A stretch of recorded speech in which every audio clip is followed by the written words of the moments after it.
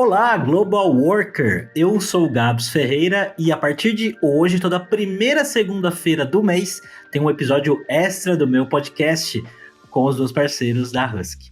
A gente sempre vai trazer conversas com pessoas que trabalham para fora do país ou que estão lá no exterior para inspirar você que também está nessa jornada ou que só quer ouvir histórias interessantes de profissionais incríveis.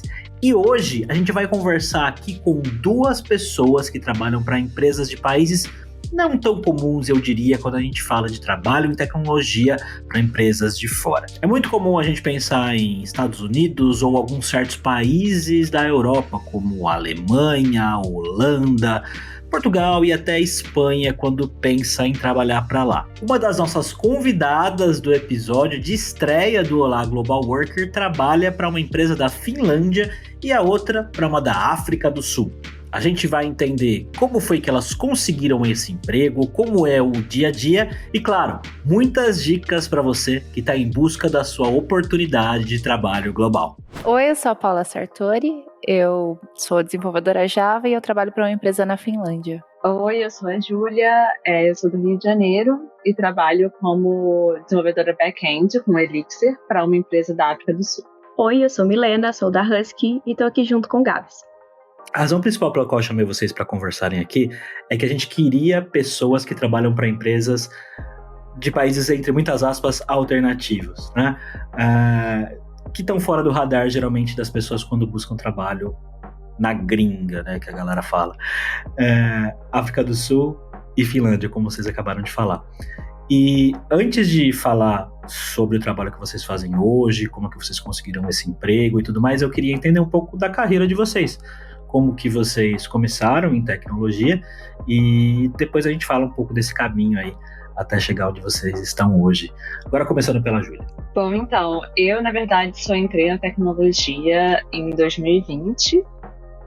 Antes eu tinha passado por várias coisas, eu fiz faculdade de design, mas acabei não terminando. Eu trabalhei com design, trabalhei com cinema, trabalhei em loja, trabalhei de secretária de médico, enfim, fiz muitas coisas na minha vida.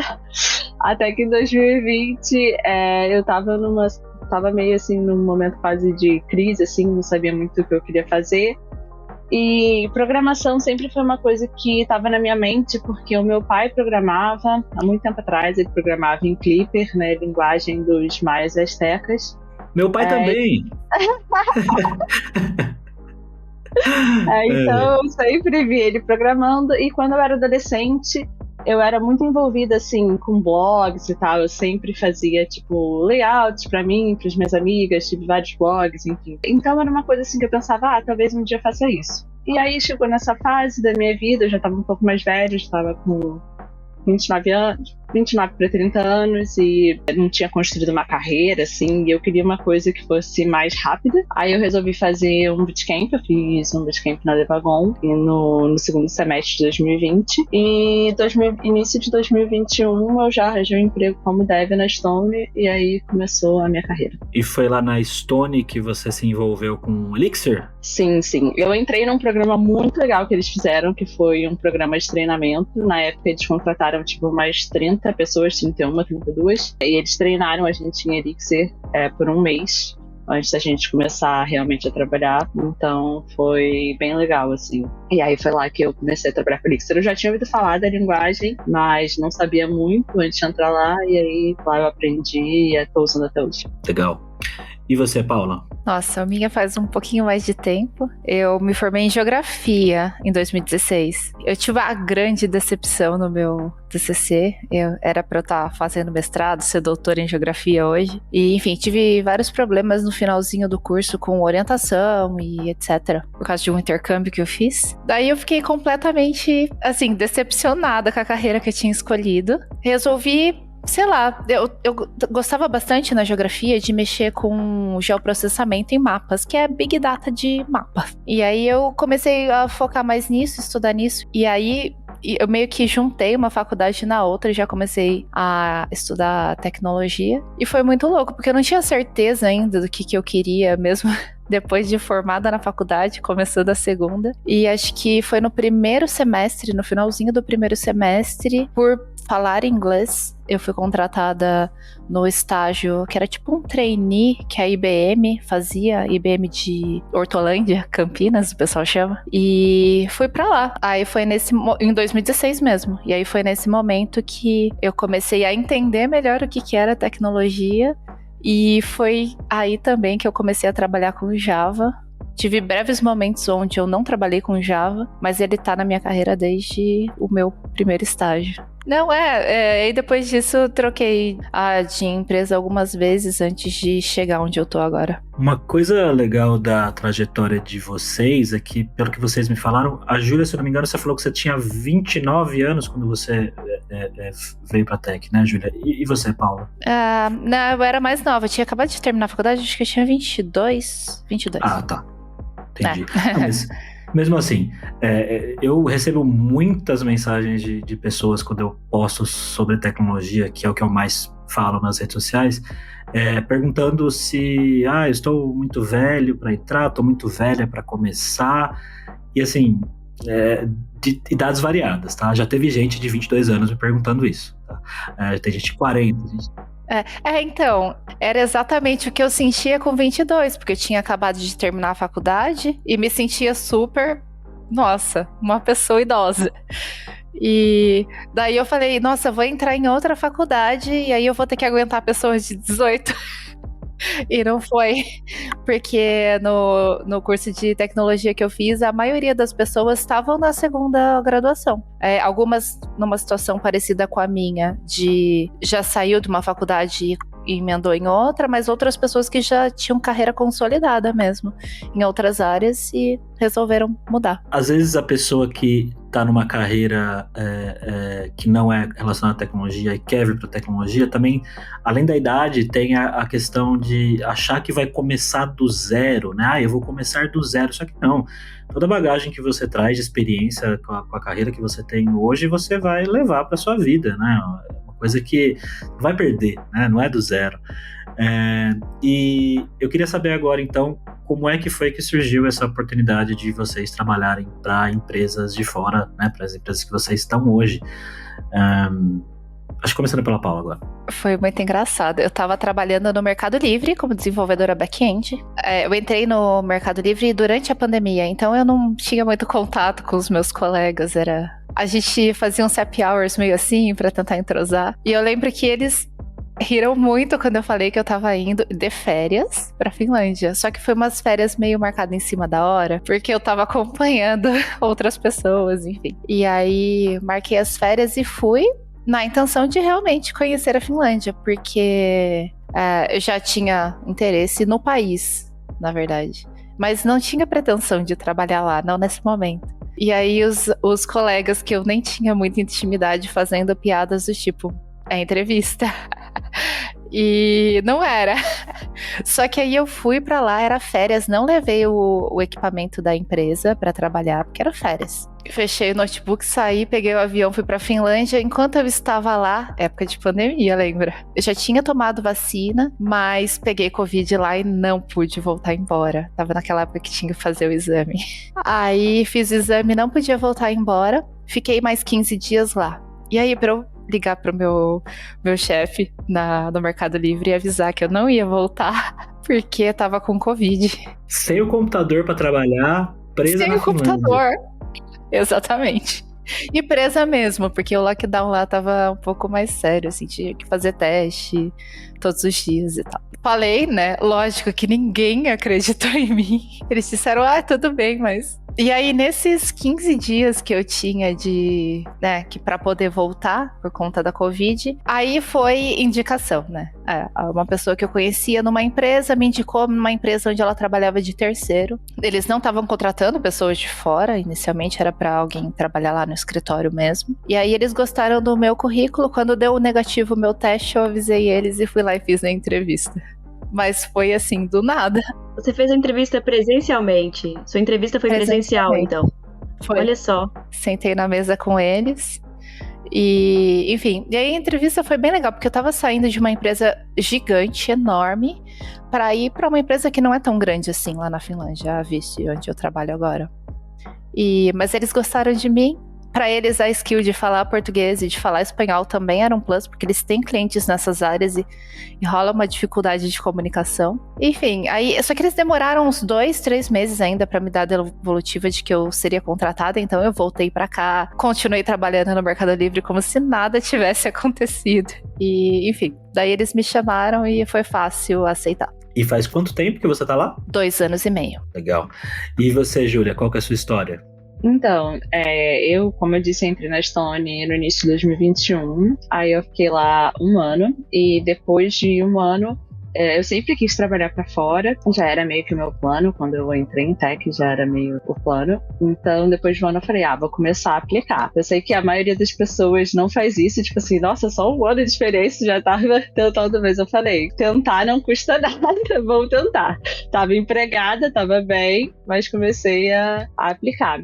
E aí eu consegui uma vaga numa empresa, inicialmente uma empresa nos Estados Unidos, que era também um banco digital, assim, não tão diferente do que eu fazia na Stone, porque eu também trabalhava na área de banking lá, só que era mais ligado ao mercado de cripto. E aí eu entrei nessa empresa, fiquei lá quase 1 ano também, mas quando a FTX, né, a grande, enfim, empresa de cripto, quebrou, o fundador da empresa era uma startup, ainda num momento bem inicial, ele achou que o mercado de cripto, assim, tava meio que acabado, assim, nos Estados Unidos, pelo menos para um consumidor comum, e que o que a gente estava desenvolvendo, que era um banco mais para uma pessoa comum, mas que tivesse algum interesse em cripto, não ia vingar nos próximos 5 anos, porque as pessoas tinham uma visão muito ruim de cripto e tal. E aí ele resolveu basicamente fechar a empresa. E todo mundo foi demitido. E aí, quando todo mundo foi demitido, eu postei isso no Twitter, a minha chefe também, e teve um bom compartilhamento, assim, e aí um desenvolvedor da empresa que eu trabalho agora, que é a Turn, entrou em contato comigo no Twitter e falou, a gente tá com vaga aqui na empresa,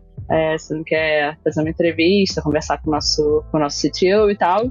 E aí foi isso, eu conversei com o CTO, eu fiquei muito feliz, assim, porque a empresa que eu trabalho agora é uma empresa, é uma parceira oficial do WhatsApp, focada em impacto social, então os nossos clientes são tipo ONGs, governo, empresas que têm ligação com a área da saúde, educação, e eu tava louca pra sair no meio dessa área de fintech, assim, a gente tava meio cansado. Então, e Elixir tem muito, assim, tanto aqui no Brasil quanto fora, assim, é bem comum, assim, as empresas que usam Elixir ser fintech. Eu tava querendo meio que ir pra outra área, e aí eu fiquei bem feliz, assim, gostei muito da empresa, e aí fiz entrevistas, teste técnico, todas aquelas coisas, e acabei sendo contratada. Essa empresa que você tá falando é da África do Sul? Ela é da África do Sul, né? Ela nasceu na África do Sul, mas o nosso time é super global, assim, tipo, o meu CTO tá numa cidadezinha perto de Amsterdã, tem gente do Brasil, da Colômbia, da Índia, da Etiópia, do México, da Dinamarca, tipo assim, é uma empresa extremamente global, e os nossos clientes também estão em tudo quanto é canto. Entendi. Eu entendo que você estava numa empresa americana antes, e eu imagino que o inglês te ajudou a conseguir essa primeira vaga. Conta pra gente como é que foi essa jornada de usar o inglês, se o seu inglês é avançado, se é fluente, se rolou um friozinho na barriga, na entrevista, enfim. Acho que é importante porque às vezes as pessoas têm uma concepção que você precisa ter um nível nativo de inglês para conseguir trabalhar para uma empresa de fora, e nem sempre é verdade, né? Pra mim o inglês, assim, não foi uma questão tanto de preocupação pra mim, porque eu não tenho um nível nativo, assim, porque eu nunca morei fora, nem nada do tipo, mas eu tenho um nível, assim, bem, eu diria, avançado de inglês.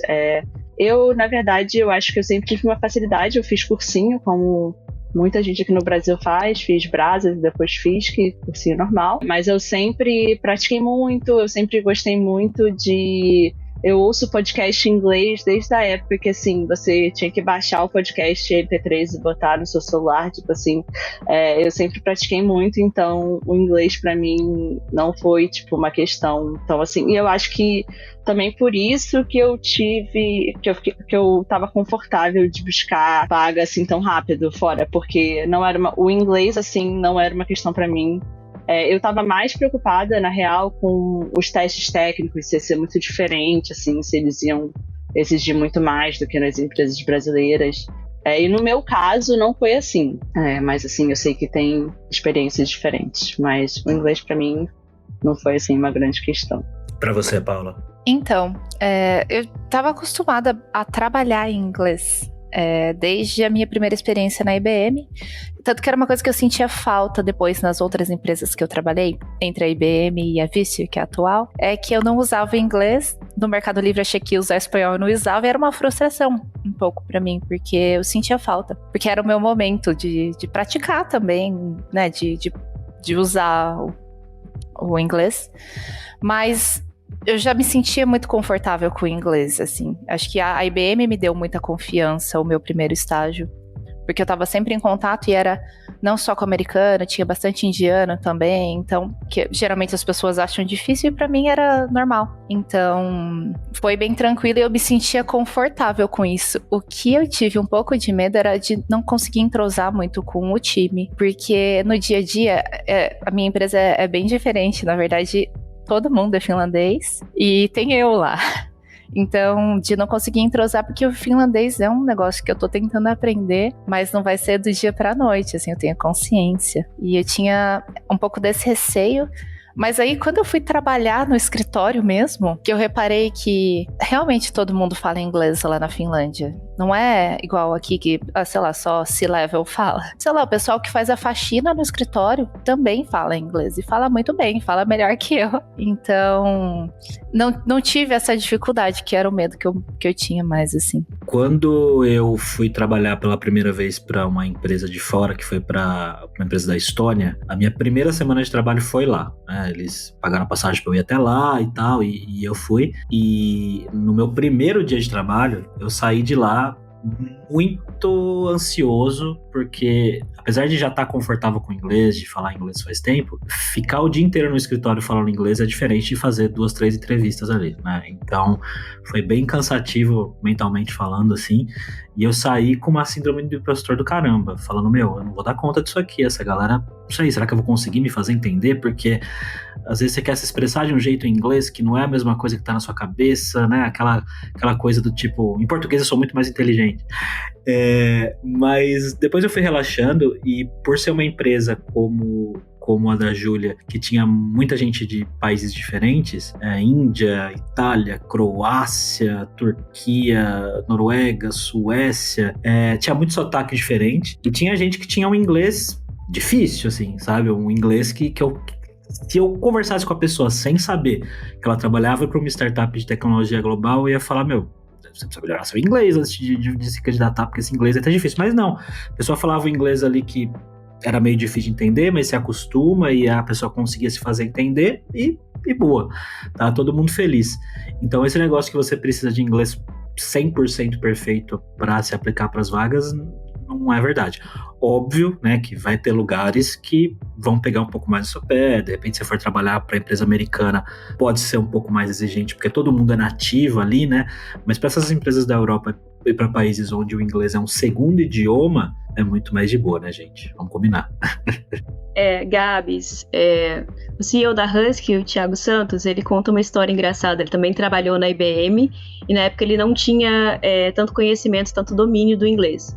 Chegou um momento em que ele teve que fazer um treinamento, falaram, vai ter um gringo aí que vai dar um treinamento ao vivo em inglês, e aí ele virava para essa pessoa e falava, me manda por escrito, porque ele não conseguia entender as instruções, depois ele teve que correr atrás, né, mas a vida real não tem legenda, e a gente tem que se virar muito quando a gente não só não entende o inglês padrão, por assim dizer, mas ele vem carregado de sotaques, de outras experiências, outras expressões que não estão no nosso dia a dia. Isso aí é um grande desafio também. Júlia e Paulo, eu queria saber um pouquinho agora sobre o trabalho de vocês no dia a dia mesmo. O que vocês fazem hoje? Vocês têm que fazer reuniões em horários alternativos, vamos dizer assim, porque tanto a Júlia, que trabalha com gente do mundo inteiro e tá em fusos muito diferentes, quanto a Paula, que trabalha com a galera da Finlândia, geralmente a galera tá na frente, né? O tempo tá a mais para eles lá, né? Como é que é essa questão para vocês?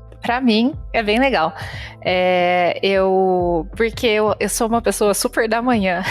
Então, eu acordo e eu não preciso acordar mais cedo. O finlandês, ele respeita muito o seu horário pessoal, né? E então, eu não preciso acordar cedo quando eles precisam de mim na reunião. Eles já marcam pro que seria o período da tarde na Finlândia. Mas eu gosto porque eu resolvo tudo, pendência de reunião, responder PR, ajudar alguém e tal. É tudo assíncrono, mas eu faço tudo na parte da manhã. E eu consigo fazer render muito o dia por conta disso. Às vezes eu não preciso trabalhar à tarde. Mas foi muito fácil de acostumar porque eu gosto de trabalhar de manhã. É difícil acostumar a trabalhar no escritório. Porque tem mais conversa, e é mais lento, e aí não consigo focar tanto. Quando eu preciso fazer uma coisa grande, de desenvolver mesmo, sentar e pôr a mão no código, eu faço à tarde e ninguém fala comigo. Agora, lá no escritório era toda hora, né?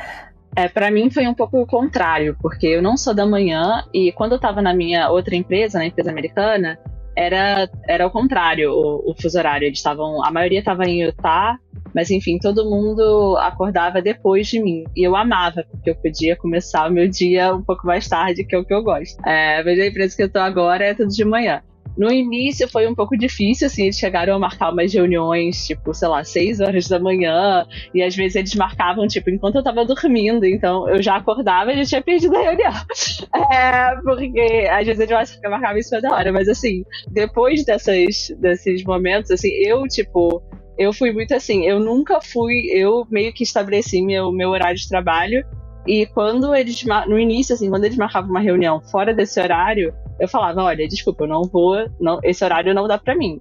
E aí, assim, depois de, sei lá, umas 2 semanas, eles entenderam, e aí, hoje em dia, todas as reuniões que eu vou é no horário normal, assim, de trabalho do Brasil. Não tenho problema com isso. Às vezes é um pouco difícil quando a reunião, tipo, all hands e tal, porque ainda mais agora que a gente tá com uma faixa de horário bem grande, assim, de fuso horário. Às vezes é um pouco difícil achar um horário que fique bom para todo mundo, mas eles acham. Mas a maioria das pessoas acabam, às vezes, tendo que o pessoal que tá em alguns lugares da África, assim, tem que, às vezes, ir numa reunião, sei lá, 9 horas da noite para eles, entendeu? Mas geralmente eles puxam mais, assim, para ser de noite e não, tipo, pra pessoa ter que acordar super cedo. Mas é raro, assim. A maioria das reuniões é meio que no fuso horário normal, e também, hoje em dia, algumas coisas lá na empresa são muito localizadas, assim, tipo, tem um time do Oriente Médio, um time Latam, um time Europa, e algumas coisas acontecem mais, assim, de forma localizada naquela região. Agora eu tô curiosa, porque eu quero saber se tem alguém que trabalha na Austrália e tem que trocar o dia pela noite, ou na Coreia, algum país, né, bem mais à frente do nosso fuso. Se tiver alguém ouvindo que trabalha na Austrália, por favor, tire essa dúvida. A gente quer muito saber. Então, lá na empresa não tem ninguém full time na Austrália, mas já teve uma época que uma pessoa do time que, na verdade, mora no Quênia, a mulher dele é da Austrália, e aí quando eles tiveram um bebê, eles foram pra lá, e aí ele meio que tinha que trocar, assim, principalmente porque ele, não é o meu caso, mas ele trabalha muito com cliente diretamente, então, assim, não tinha muito jeito, às vezes eles tinham que trabalhar nos horários estranhos, mas ele falava que, assim, eu tô com um bebê pequeno, meu horário já tá todo errado mesmo. Tem problema. Tem 2 coisas que vocês falaram aí sobre essa questão de se organizar de acordo com a agenda, né? De, às vezes, aproveitar um horário para ser mais produtivo e tal. E isso conecta com uma das coisas que eu mais gosto de trabalhar para empresas de fora, né? Ter esse trabalho global, que é, primeiro, essa liberdade de você poder fazer um horário, às vezes, de acordo com a sua agenda mesmo, e muitas vezes as empresas, principalmente as empresas da Europa, elas têm esse negócio de respeitar bastante a sua vida pessoal, né, e o trabalho. Então, se tem feriado no seu país, só eles entendem, você consegue viver a sua vida, viver bem a sua vida de acordo com mesmo trabalhando bastante às vezes, né? Tem períodos que você acaba trabalhando mais, tem períodos que nem a Paula falou, né? Que você às vezes nem trabalha à tarde, isso acontece comigo também. Tem época que eu pego tudo para fazer de manhã e à tarde eu vou passear, vou dar uma volta, né? Eu tomo cuidado pra não ficar postando muito story, né? Pra não ficar postando muita coisa, pra galera não ficar vendo e falar, lá, você não tá trabalhando, né? Tem que tomar esse cuidado.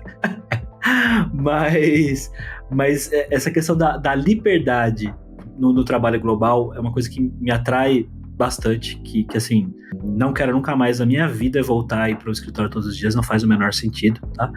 E a segunda coisa é a questão da grana, que querendo ou não, ganhar em dólar ou ganhar em euro acaba tendo uma diferença muito grande se a gente for comparar com os salários aqui do Brasil, felizmente ou infelizmente, né?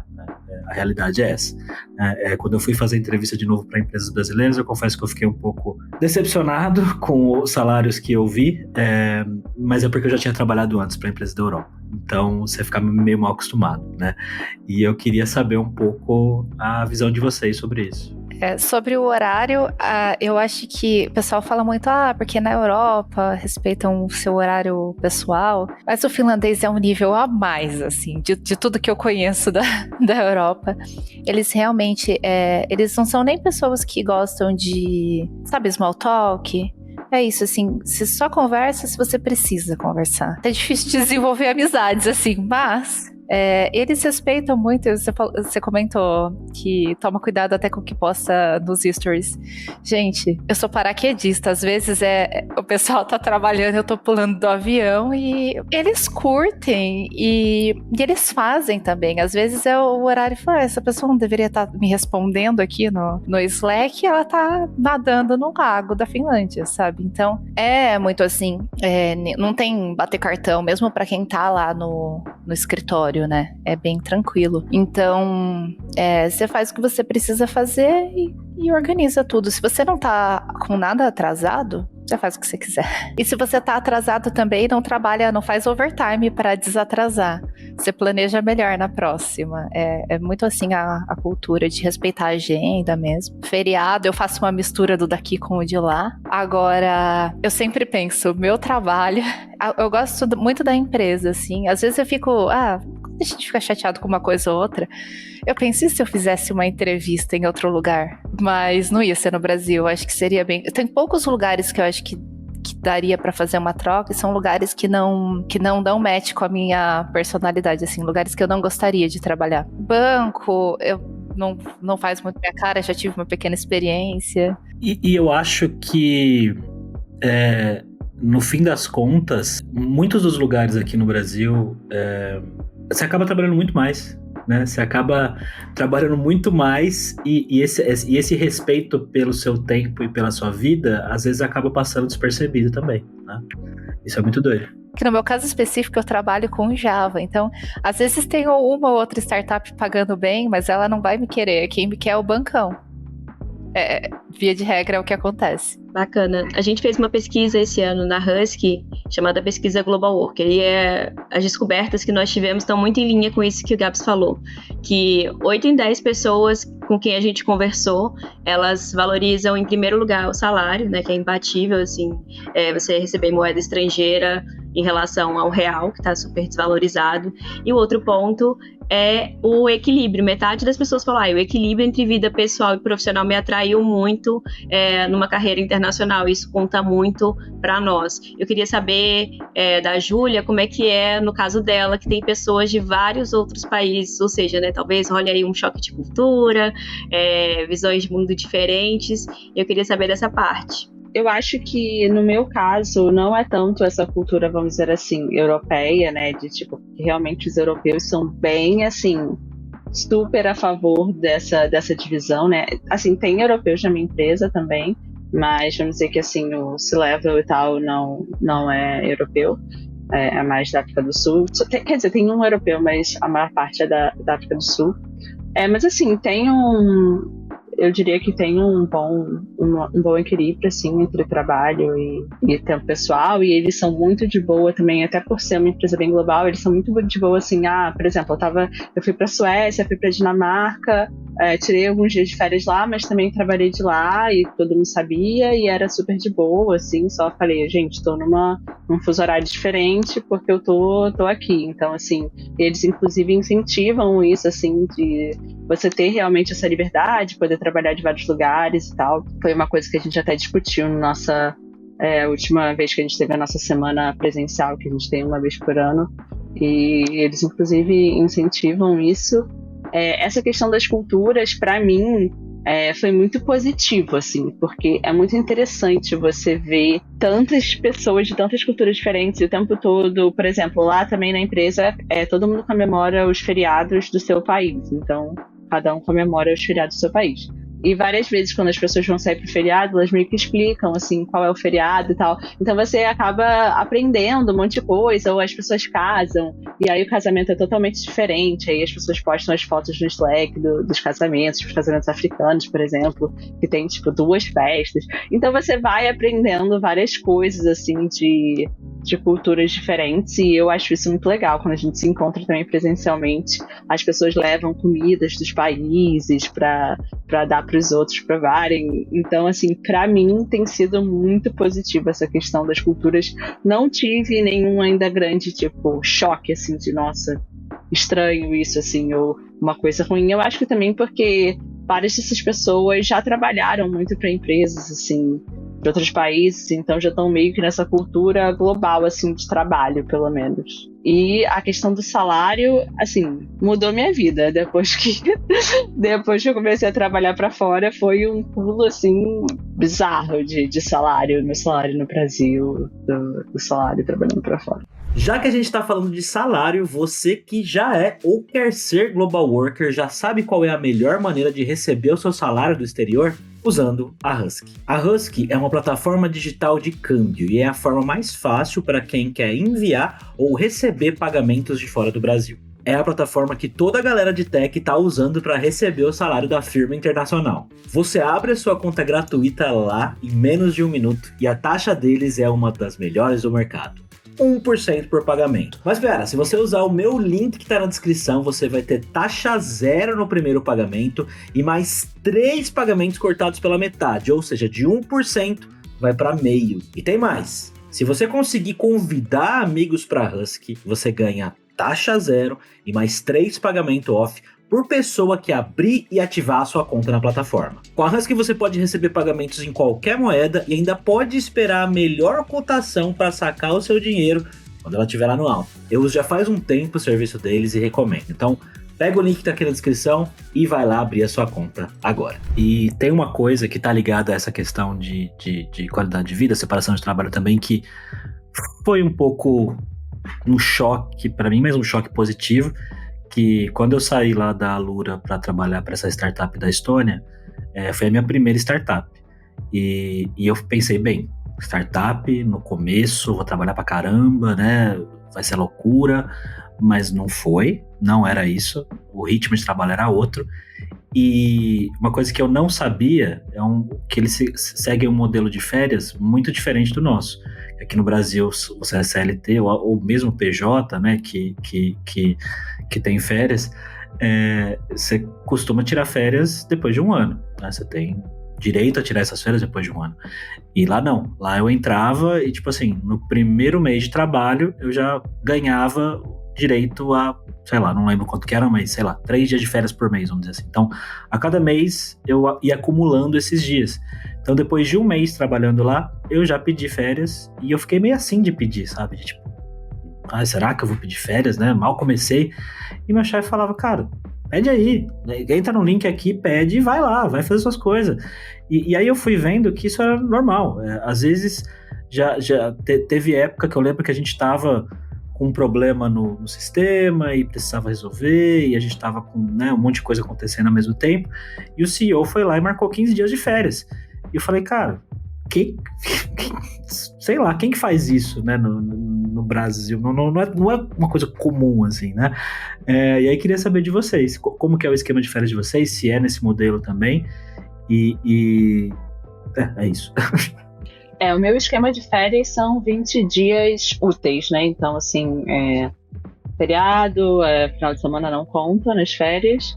E quando eu entrei também, no momento que eu entrei, na real, eu já tinha 20 dias de férias para tirar. Então, assim, você pode tirar totalmente picado, ao contrário aqui do Brasil, que, tipo, tem que ser pelo menos 5 dias, ou algo tipo, não. Se você quiser tirar 1 dia de férias para resolver alguma coisa, fazer alguma coisa, ou emendar um feriado aqui no Brasil, é totalmente tranquilo. E é bem nesse esquema, assim, é só pedir e geralmente é aprovado. A única época que a gente meio que coordena mais as férias é no final do ano, porque muita gente quer tirar férias pro Natal, Ano Novo, e não pode ficar ninguém na empresa. Então, essa é a única época que a gente dá uma coordenada maior nas férias, que às vezes demora um pouco mais para ser aprovada, para ver como que vai ficar a situação de todo mundo, mas fora isso, é bem tranquilo. Lá na minha empresa, eu imagino que na Finlândia inteira funciona igual o Gabs comentou da Estônia. Você ganha dias de férias por meses trabalhados, então no primeiro mês já pode pedir. Eu confesso que eu gosto de deixar juntar um pouquinho para fazer viagens legais, mas eu acho que a primeira eu demorei para marcar, mas depois eu entendi que eu posso marcar aos poucos e tal. Tinha gente nessa empresa que eu trabalhava que pegava, tipo, toda sexta-feira, durante 3 meses, assim, ficava sem trabalhar na sexta. A pessoa trabalhava 4 dias por semana. Essa flexibilidade das férias é muito legal, né? Acho que isso é uma das coisas que eu mais gosto, acho. Falar em semana de 4 dias, né? E acho interessante vocês dizendo que a gente tem esse estranhamento no começo, mas depois você se acostuma e você percebe que você está trabalhando para isso. Então, você está trabalhando para receber o seu salário, para você curtir suas férias, para você ter seu momento de descanso, para você fechar seu computador depois que o dia acaba. A gente acredita muito nisso também aqui na Husky, tanto que o nosso lema é Live Well, Make Money, Be a Pro. A gente sabe que ser um profissional global te permite viver coisas que você jamais imaginou viver. E bora aproveitar isso, né? Bora tirar os sonhos do papel, bora marcar essas férias, bora pular de paraquedas e fazer o que a gente tem vontade de fazer, porque a gente entende que o profissional que chegou nesse nível, ele tá buscando seu lugar ao sol, e isso é muito válido. Eu ter trabalhado para a Estônia me abriu várias portas que eu, assim, jamais imaginei. Eu tô indo pela terceira vez, pelo terceiro ano consecutivo lá pro norte europeu.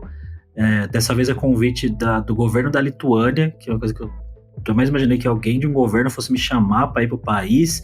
E eu vou passar uma semana lá.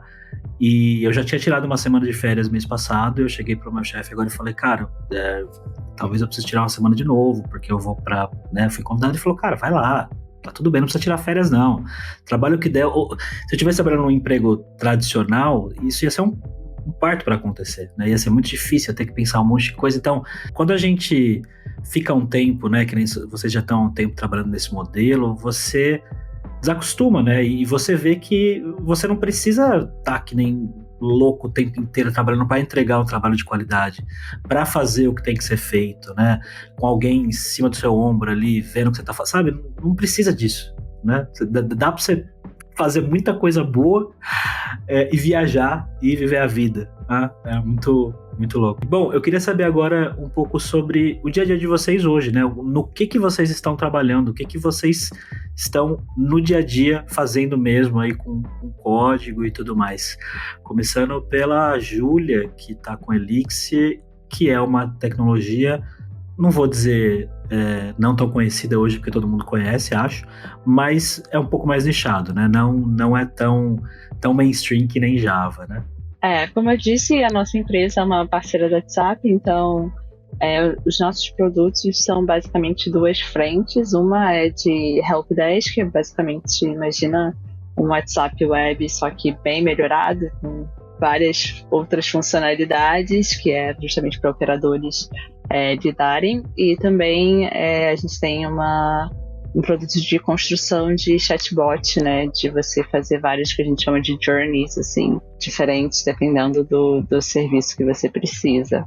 Eu trabalho mais na parte do Helpdesk e o meu dia a dia, assim, é basicamente mais a parte de back-end mesmo, a parte de lógico da aplicação. Agora a gente até está transicionando o nosso front-end de React para LiveView, que é como se fosse um framework de front-end do Elixir, né? Justamente para a gente ser mais fácil, assim, para os desenvolvedores também, se precisar fazer alguma coisinha ali no front e tal, não ser uma coisa tão complexa. Mas eu trabalho basicamente na parte do back mesmo, no dia a dia. Bom, a empresa, a gente faz soluções, e é bem legal, para porto mesmo, esses que param navios. E aí todo o sistema de organização de aonde vai colocar os containers quando chega, quem vai vir buscar esse container, em que pilha coloca, quem tem acesso para entrar no porto, e tudo isso. São muitos produtos, mas todos para essa área de controle de acesso e organização mesmo de containers em porto. E, enfim, os bookings para retirar. Então, e a gente trabalha com portos espalhados no mundo inteiro, a maioria na Europa, mas tem Ásia, tem Brasil também. E a gente está para entregar a primeira solução para o segundo porto do Brasil aqui esse ano ainda.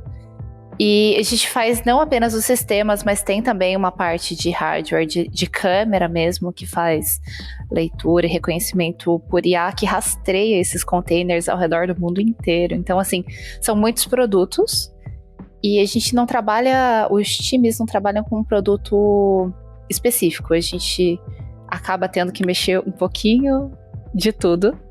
Então, minha principal stack sempre foi Java, eu entrei para fazer isso, mas já tive que mexer com outras coisas. Às vezes até me aventuro no React, é o que mais está acontecendo. Mas aí agora, a gente organizando um pouquinho mais os times, eu tô com um time, então a responsabilidade de verificar PR, essas coisas acabam caindo bastante em mim. E aí esse time a gente separou, assim, quais são os nossos principais produtos e a gente ataca eles em prioridade, porque tem outros times atacando outros. Mas é basicamente isso. Uma coisa que eu converso com pessoas que estão buscando um emprego fora é tentar sair um pouco das empresas maiores. Além de pensar em Estados Unidos e Europa, a galera também pensa muito em IBM, Amazon, Google, Spotify, empresas que são muito grandes e têm geralmente uns processos bem complexos para se conseguir entrar nessas empresas, né? Tanto que tem livros sobre como você passar e fazer entrevista, o que você tem que fazer para mandar bem no teste técnico. E eu falo, sai um pouco desse nicho de empresa grande e vai atrás das um pouco menores, das startups, que às vezes você consegue no LinkedIn conversar com o fundador da empresa ali direto, né? Coisa que você nunca vai fazer num Google da vida. Vocês sentem isso também no processo de vocês, até no dia a dia de trabalhar em empresas menores? Eu não sei se esse é o tipo de dica que vocês dão, mas acho que vocês podem contar um pouco sobre essa experiência e também aproveitar e já emendar dicas que vocês dão para pessoas que querem fazer essa transição aí de trabalhar para empresas de fora do Brasil. Eu acho que sim. Eu sempre falo isso, assim, claro que eu não vou dizer que eu nunca vou trabalhar para uma Big Tech e tal, ou que eu não teria interesse, acho que pode ser interessante, mas com certeza, principalmente para sua primeira oportunidade, assim, vai ser bem mais simples você ir para uma startup e tal. Como eu disse, eu tinha muito esse medo dos processos técnicos, porque eu via esses testes de algoritmo, não sei o que, parará, e eu não estava acostumada com isso aqui no Brasil. E para mim, assim, os processos que eu fiz para as empresas que eu trabalhei foram bem similares aos que eu fiz no Brasil. Não foi nada, assim, de outro mundo, foi bem aquela coisa, ou um take-home, de você fazer um projetinho, ou um pair, sabe? Não foi nada, assim, super diferente, justamente porque eu não estava tentando entrar no Google, né? Então, assim, eu sempre dou essa dica. E quanto a outras dicas, eu acho que o que me ajuda muito é ser, tipo, envolvida na comunidade, assim. Eu, no caso, eu sou mais envolvida com a comunidade de Elixir, mas o meu primeiro emprego, na real, na Stone, eu consegui num Slack de trabalho remoto, que na verdade era um Slack gringo, mas um brasileiro, eu me apresentei lá, um brasileiro viu minha apresentação e me mandou o link da vaga da Stone. Então, eu sempre dou essa dica, assim, de você se envolver. Tipo, o meu primeiro trabalho, né, para uma empresa americana, eu consegui no Slack oficial de Elixir, que a minha ex-chefe anunciou lá num canal de mulheres, tá, porque eles estavam querendo aumentar as mulheres no time, e o meu trabalho atual eu consegui no Twitter. Então, assim, existem muitas maneiras de você conseguir um trabalho e nem sempre vai ser, sabe, aplicando no LinkedIn. Eu também sempre falo muito para as pessoas para aplicarem nos sites das empresas mesmo, em vez de, tipo, uma consultoria e tal. Claro que, assim, pode ser